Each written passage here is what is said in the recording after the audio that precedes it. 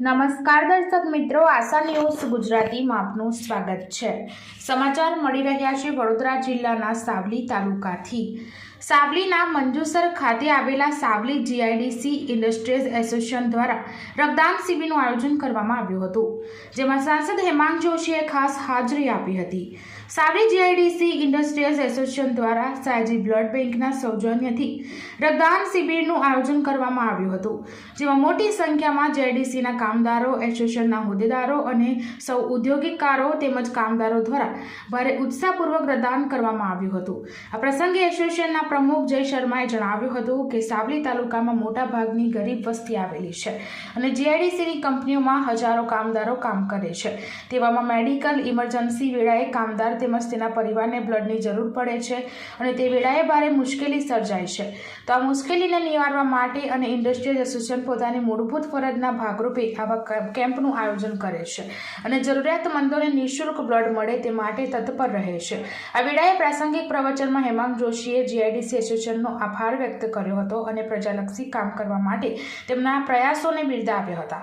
સાથે સાથે જીઆઈડીસીમાં 40 કરોડના ખર્ચે નવીન બનનાર રોડનું તેમજ રિસફેન્સિંગનું ખાતમુહૂર્ત કર્યું હતું। આ પ્રસંગે એસોસિએશનના પ્રમુખ જે કે શર્મા, ઉપપ્રમુખ મયુર પટેલ અને સેક્રેટરી ભરતભાઈ પટેલ સહિત હોદ્દેદારો હાજર રહ્યા હતા। બ્યુરો રિપોર્ટ સૈયદ મુસ્તાક અલી સાથે આશા ગુજરાતી ન્યૂઝ સાવલી। 9/12/2024 સોમવારના દિવસે બ્લડ ડોનેશન કેમ્પનું આયોજન સાવલી જીઆઈડીસી ઇન્ડસ્ટ્રીઝ એસોસિએશન દ્વારા કરવામાં આવ્યું। એમાં એસએસજી દ્વારા બ્લડ બેંકનું અહીંયા આયોજન છે। એમાં અત્યાર સુધી 300 જેવા યુનિટ બ્લડ થઈ ગયું છે અને અમારે અહીંયા ઉદ્ઘાટન આપણા લોકલાડીલા સાંસદ હેમાંગભાઈ જોશી દ્વારા કરવામાં આવ્યું।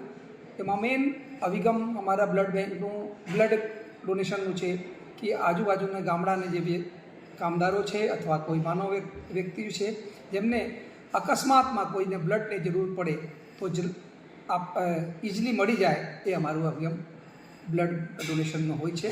બાકી અહીંયા આજે રોડનું આપણે કામગારી ચાલુ થયું અને ગેસ પાઇપલાઇનનું પણ આજે શરૂઆત થઈ।